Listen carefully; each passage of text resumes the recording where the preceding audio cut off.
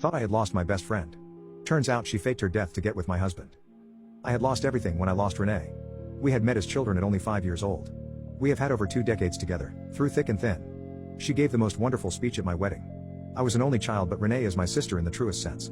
When I got the news of the accident, I was inconsolable, just totally beside myself. Until I realized the truth. I'm not sure if knowing she was gone forever is worse than knowing what I know now about her. Losing her meant losing everything, but after everything we've been through now, it feels like half of my life is a lie. As kids, we joked around a lot. We especially enjoyed playing pranks. Not only on each other but on everyone we knew. Our parents hated them, but we were just having fun. Over time I grew accustomed to her antics, and I could smell a fresh prank brewing from a mile away, especially if I was the target. There are certain holes in things. Missing puzzle pieces.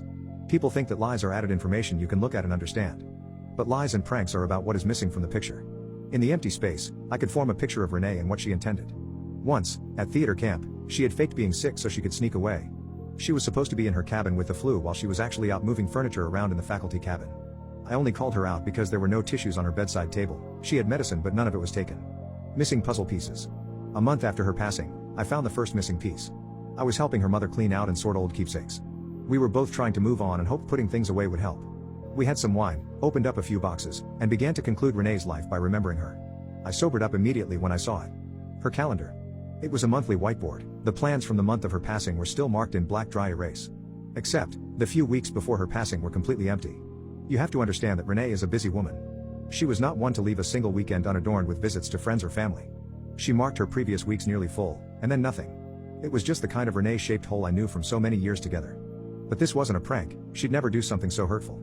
Our pranks were silly and fun, and not a tear was ever shed. I stared at the calendar and said nothing to her mother. I took a mental note of the last few appointments to try and find a pattern. I must have looked rather grim, but I passed it off as grief. The only thing I felt was suspicion. Renee had made 3 visits somewhat regularly. Dry cleaners, movie night, and trips to the grocery store.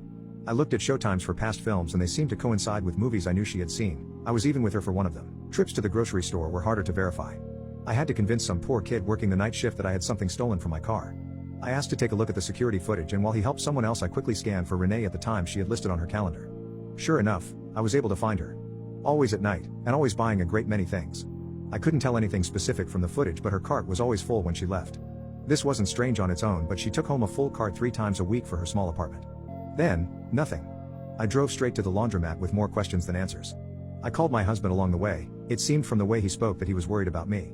Who could blame me for losing my head after losing Renee? He told me to call off the search for more, to just come home and deal with my loss. I reassured him that I would, just after checking on Renee's last whereabouts.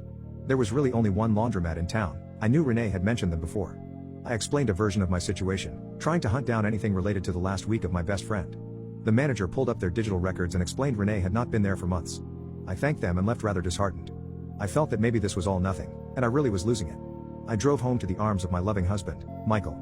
He could tell I was rather distraught, and I told him about the groceries and the laundromat and just how the missing chunks of Renee were adding up. He grew silent, and at the time I thought he was just really worried for me. He told me I was looking into things too closely, and I was hurting myself with grief.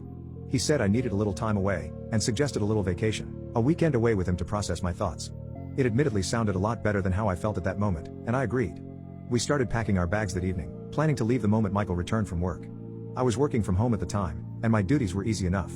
I tried to focus on work that day, but the missing pieces were eating at me. I tried to occupy myself by updating my own calendar, wondering if I suddenly disappeared who might look over my recent tasks. I wasn't as dutiful in scheduling as Renee, but I had always noted items for work for both myself and my husband. I checked some recent milestones off my list, and I noticed Michael had some work projects he was busy with. I was hoping for his sake that he'd have enough time to finish his projects before our vacation.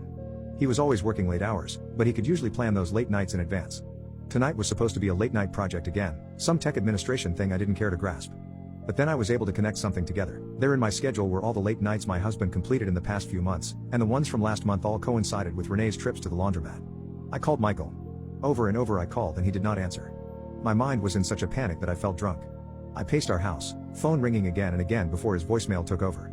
I thought back on how Michael was acting in those days and I wasn't sure if I was projecting, but I could sense just the whisper of one of Renee's schemes again. Missing pieces finally coming together. Then I noticed something else was missing, my husband's things that he had packed. All his luggage was gone from the neat pile we'd arranged the night before. I tore open drawers and cabinets to find he'd also taken his passport and laptop. I was hyperventilating as I again looked at my phone, over 80 outgoing unanswered calls to Michael. It was starting to get dark outside. I navigated to my Find My Phone app and logged out. I knew a good deal of Michael's passwords and soon I was able to log into his account with his credentials. I activated the GPS function and saw he was on the outskirts of town. Or, at least his phone was. Hurrying to my car, I placed the phone in the cradle and sped into the night towards the small GPS ping at the edge of town, near the highway. I screamed and cried as I went, and for the first time, I wished that Renee had just stayed dead. As I turned the corner of a grove of trees into an industrial parking lot, I saw them.